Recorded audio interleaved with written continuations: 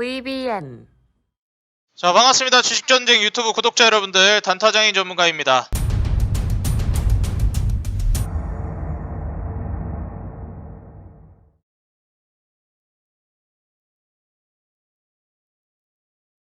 자, 오늘 영상을 통해서는 흔들리는 증시를 안정시켜줄 실적주 공개라는 제목으로 영상을 준비했고요. 오늘 영상 본격적으로 시청하시기에 앞서서 좋아요와 구독, 알람 버튼 밑에 댓글까지 꼭 달아주시고 영상 시청해주시면 진심으로 감사드리겠습니다. 영상을 제작하는 데 있어서 큰 힘이 됩니다. 제가 항상 우리 투자자 여러분들에게, 그리고 우리 구독자 여러분들에게 참고해볼 만한 좋은 기업을 소개해드리기 위해서 오늘도 영상을 준비했고요. 사실 이렇게 증시가 흔들리고 있는 상황에서는 단기적으로 좀 급등을 하고 있는 종목들보다는 바닥 구간에서 아직 급등이 나오지 않은, 그리고 실적 대비해서 저평가되어 있는 기업들 위주로 눈여겨보는 게 매매에 도움이 되지 않을까 생각이 듭니다. 최근에 이제 증시가 많이 흔들리면서 중소형 종목들, 조그마한 자금으로도 크게 급등과 급락을 반복하는 개인 투자자들의 체력을 갉아먹고 여러분들의 자금을 갉아먹을 만한 기업들이 너무나도 많습니다. 그렇기 때문에 주가가 급락을 했을 때, 주가가 어느 정도 떨어졌을 때 좌절감을 겪게끔 만드는 종목들이 급등을 하고 있고, 이런 종목들에 투자를 한다라고 했을 때 계속 좀 어려운 국면이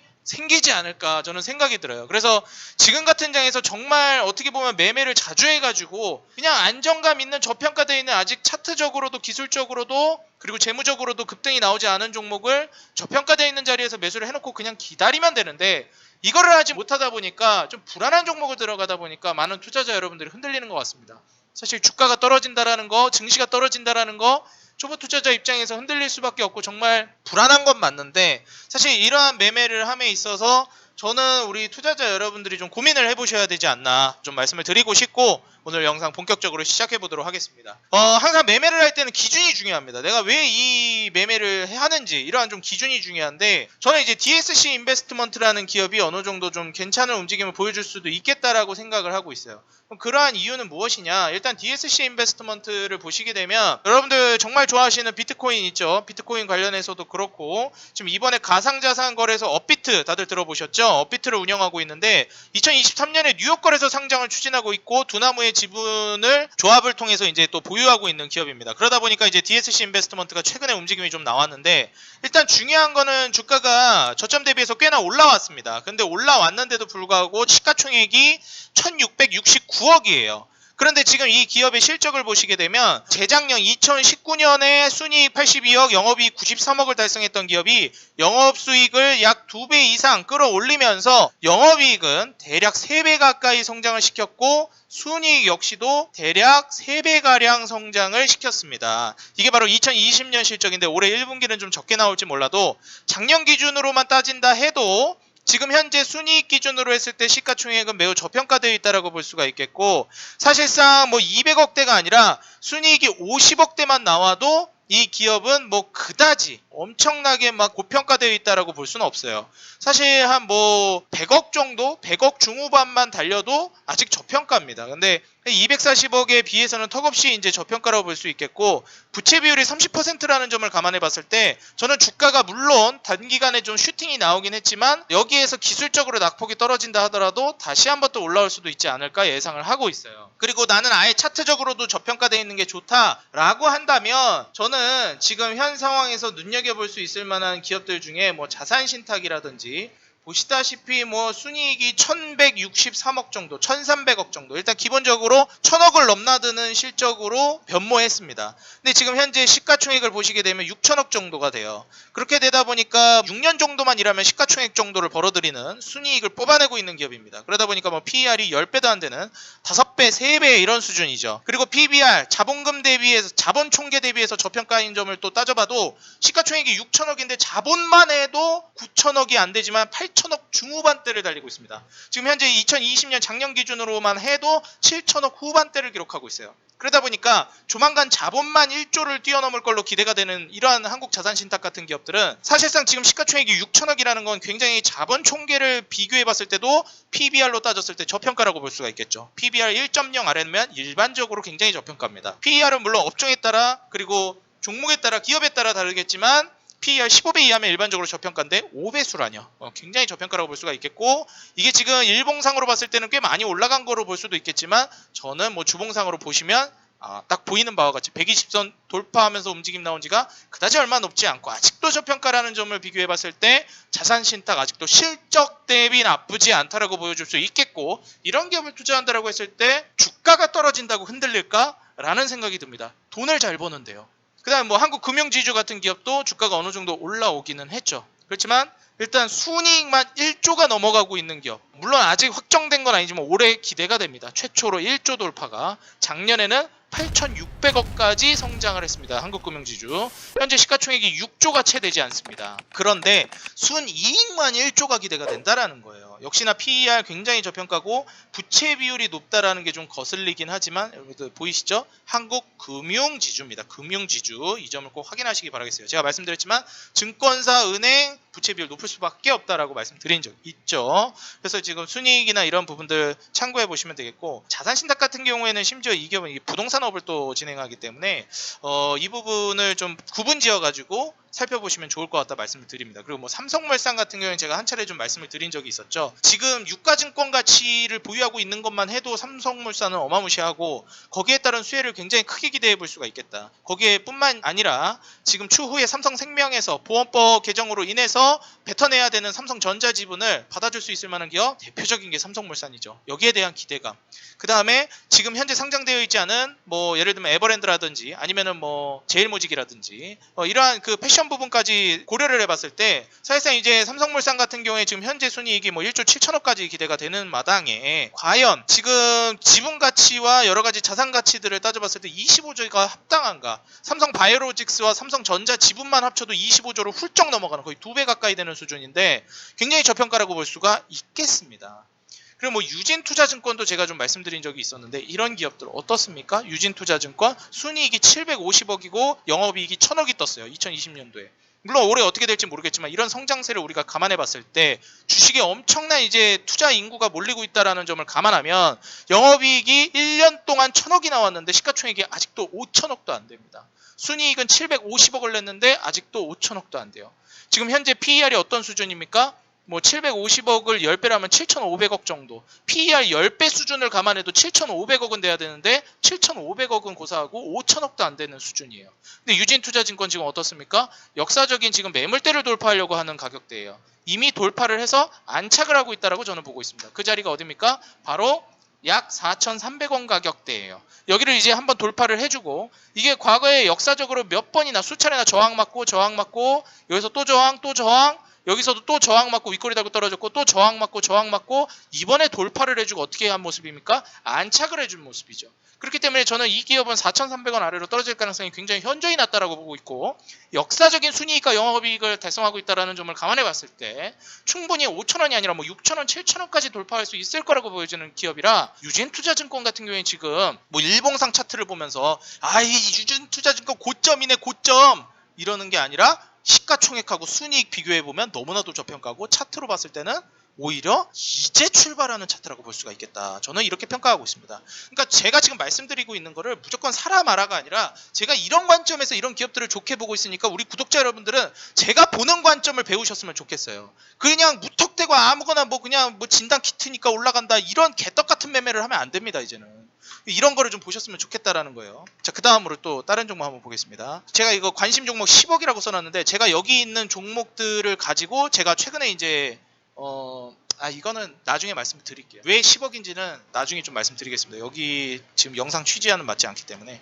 그 다음에 이제 말씀드리면 KG 이니시스도 지금 최근에 움직임이 많이 나오고 있는데, 이니시스 보시면 순이익이 16년도에 136억이었다 30억 왔다 갔다 하다가 18년도부터 포텐이 터지기 시작했습니다. 약 400억가량의 순이익을 뽑아냈고 2019년도에 600억, 그리고 2020년도 잠깐 주춤해서 500억 초중반을 이제 왔다 갔다 했는데 올해부터는 다시 회복이 되면서 역대급 순이익 700억대가 예상이 되고 내년에는 900억, 그 이후엔 1100억까지도 예상이 됩니다. 2023년 예상 순이익만 1000억이 기대되는 기업이기 때문에 지금 현재 시가총액이 6천억이라는 점을 감안해 보면 지금 현재 시가총액도 굉장히 저평가라고 볼 수 있겠고, 부채 비율이 지금 200% 가까이 된다라는 점을 감안해 보면 부채 비율이 조금 걸리긴 하지만 굉장히 안정적인 사업 구조라는 점을 감안해 보면 충분히 도약을 할 수 있지 않을까, 추가적인 상승 랠리를 보여줄 수 있지 않을까 기대가 되는 기업 중에 하나라고 보고 있습니다. 보시다시피 지금 KG 이니시스 보시면 장기적으로 특정 가격대와 특정 고점과 특정 저점을 계속해서 반복하면서 움직이는,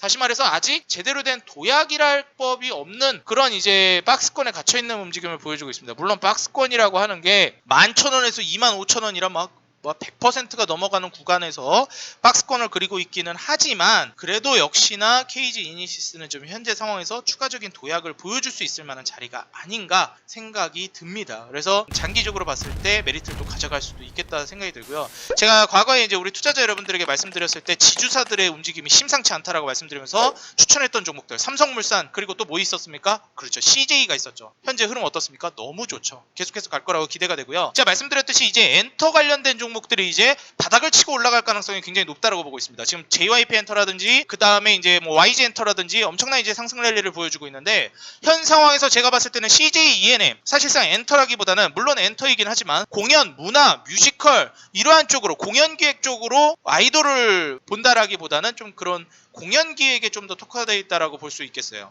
우리가 뮤지컬이라든지 뭐 공연 이런 게 코로나로 인해서 사실 엔터는 좀 다른 쪽으로 돌릴 수는 있는데, 공연은 아예 모일 수가 없으니까 정말 제대로 직격탄을 맞은 그런 업종이거든요. 근데 지금 보시게 되면 주봉상 차트를 봤을 때 120선 돌파가 나오지 않은, 아직도 굉장히 바닥 구간에 머물러 있는, 저항을 맡고 있는 자리라고 볼 수 있겠습니다. 다시 말해서 아직 슈팅이 나오지 않은 기업이라고 볼 수가 있겠죠.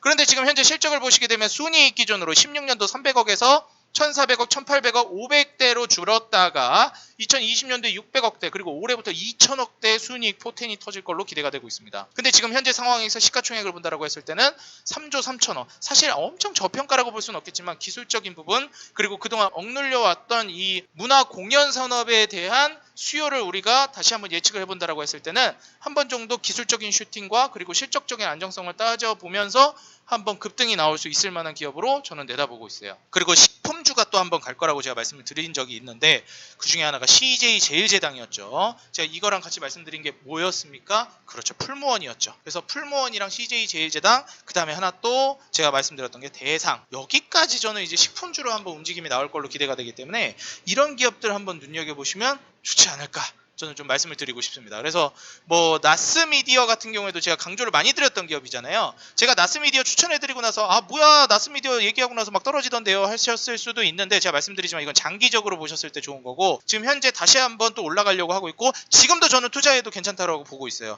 광고 마케팅 분야에 있어서 코로나로 인한 타격이 오히려 코로나로 인한 타격이 있었음에도 불구하고 19년 대비해서 순이익이 오히려 2020년도 성장하는 모습, 소폭 성장하는 모습을 보여주었습니다. 영업이익은 줄었지만 얼마나 잘 방어를 해줬는지를 보여주는 대목이고, 이제 앞으로 대한민국의 이제 디지털 마케팅 시장이 저평가되어 있다는 점을 감안해 보면, 앞으로 지금까지 사업이 위축돼서 마케팅의 비용을 지불할 생각이 없었던, 소극적인 마케팅 비용을 지불하던 기업들이 이제 사실상 코로나로 인해서 전단지라든지 뭐 현수막 같은 광고가 더 이상 먹히는 시대는 아니죠. 그렇기 때문에 다들 디지털 마케팅, 스마트폰 광고라든지 인터넷 광고를 통해서 다들 광고를 하는 입장이기 때문에 이 디지털 광고의 조금 중요성을 훨씬 더 느꼈을 겁니다. 특히 코로나로 인해서 더욱더.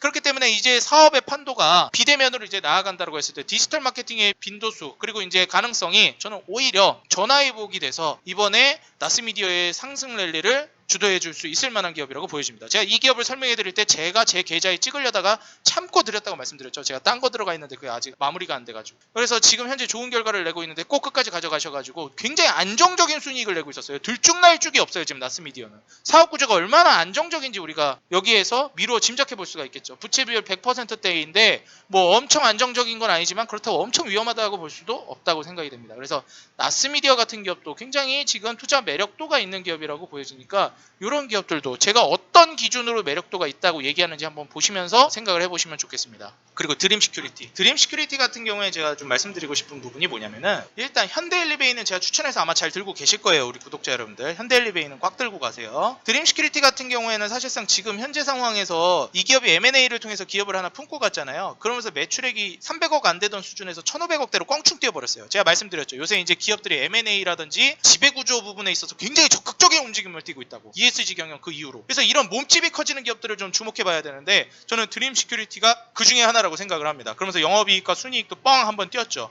물론 순이익 대비해서 시가총액이 뭐 엄청 저평가되어 있는 건 아니지만 앞으로 이제 포텐셜을 기대해 본다라고 했을 때 추가적인 급등 랠리를 기대해 볼 수 있을 것 같아요. 드림 시큐리티가 2017년도에 무려 1,000원도 안 하던 1,000원은 했죠. 2,000원도 안 하던 기업이 무려 9,000원까지 1,000원대에 있던 기업이 9,000원까지 도약을 하는 그 이면에는 무슨 사건이 숨어 있었냐? 카카오뱅크의 출범이었어요. 인터넷 전문은행, K뱅크를 압도할 만한 인터넷 전문은행, 정말 이 대세의 흐름을 바꿔놨던 카카오뱅크와 카카오페이의 출범으로 인해서 거기에 보안 제휴를 맺고 있었던 드림 시큐리티가 카카오뱅크 보안 관련주로 부각이 되면서 엄청난 급등세를 자랑했죠. 그럼에도 불구하고 그 이슈가 사그라들면서 주가가 떨어졌다가 이번에 다시 올라오고 있죠. 그리고 이번에 추가 급등할 만한 재료가 있죠. 뭡니까? 이때 당시엔 카카오뱅크가 만들어진 거지만 이제는 무슨 얘기가 나오고 있습니까? 그 카카오뱅크가 만들어진 데서 그치는 게 아니라 상장 얘기가 나오고 있죠. 카카오뱅크, 카카오페이 상장 얘기가 나오고 있습니다. 이때는 카카오뱅크가 만들어진 걸로 1,000원대의 기업이 9,000원대를 갔는데 10,000원 가까이 치솟아 올랐는데 지금 현재 5,000원대의 기업이 과연 이번에 상장 이슈를 받으면 어디까지 갈지, 이번에 M&A 이슈까지 안고 몸집 불리기까지 감행한 드림 시큐리티가 얼마나 성장할지 사실상 숫자나 실적을 보고 간다기보다는 기대감으로 한번 슈팅을 노려볼 수 있을 만한 대표적인 보안 관련주가 아닌가 저는 생각을 하고 있습니다. 그래서 우리 투자자 여러분들이 이 점을 감안해가지고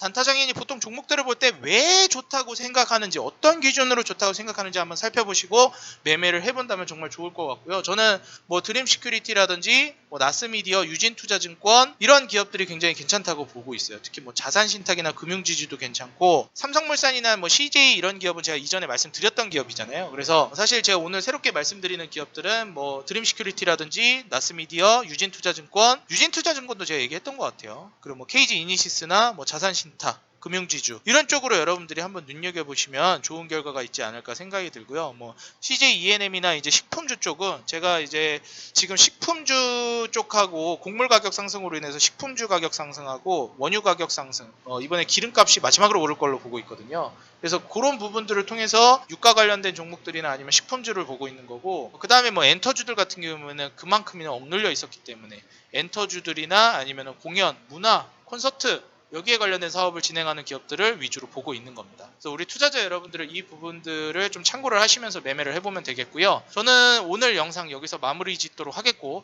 이렇게 좋은 기업들 중에서도 우리가 왜 이 기업을 투자해야 되는지, 어떤 기업에 투자해야 되는지 제가 단타사냥꾼이라는 어플에다가 빠짐없이 기록해 놓았습니다. 장전시황, 장마감시황 그리고 추천주까지 모두 100% 무료로 우리 구독자 여러분들을 위해서 운영하고 있는 어플이니까 내가 어떤 기업을 투자할지 망설여진다라고 하면 제가 추천해드리는 기업 여기에 제가 올려드리니까 한번 참고해 보시고 여러분들이 좋은 기업이다라는 판단이 든다면 매매해 보시기 바라겠습니다. 항상 말씀드리죠. 투자는 그 누구도 아닌 내가 확신이 들어야 하는 겁니다. 그래서 우리 투자자 여러분들, 저는 여러분들에게 확신이 들 만한 좋은 기업을 소개시켜 드리는 역할이고요. 여러분들의 실력을 향상할 수 있고 투자를 바른 길로 이끌고 재물을 보고 기본적 분석과 기술적 분석을 함께 하면서 현명한 중심이 있는 투자를 할 수 있게끔 언제까지나 여러분들 곁에서 도와드리기 위해 최선을 다하겠습니다. 단타사냥꾼 어플 다운받으셔가지고 꼭 도움받아 가시고요. 플레이스토어나 앱스토어 들어가셔서 단타사냥꾼이라고 검색만 해주시면 뜹니다. 여기 시황이랑 추천주 그리고 테마 분석이나 업종 분석까지 괜찮은 업종들, 제가 지금 주목해야 되는 업종을 따로 추려가지고 보내드리니까 다른 업종 보지 말고 지금은 이런 업종 집중해야 된다라는 거 꼭 제 어플에 올려드리는 업로드 자료 보면서 도움받아 가시기 바라겠습니다. 네, 오늘 영상은 여기서 마무리 짓도록 하겠고요. 오늘 영상이 도움이 됐다 하시는 분들은 좋아요와 구독, 알람 버튼 밑에 댓글까지 꼭 달아주시기 바라겠습니다. 저는 다음 영상에서 더 좋은 기업, 더 좋은 산업, 더 좋은 내용, 더 좋은 영상, 더 좋은 모습으로 다시 인사드리도록 하겠습니다. 지금까지 우리 개인 투자자 여러분들의 수익 하나만을 위해 노력하는 단타장인 전문가였습니다. 감사합니다. 다음 영상에서 뵙겠습니다.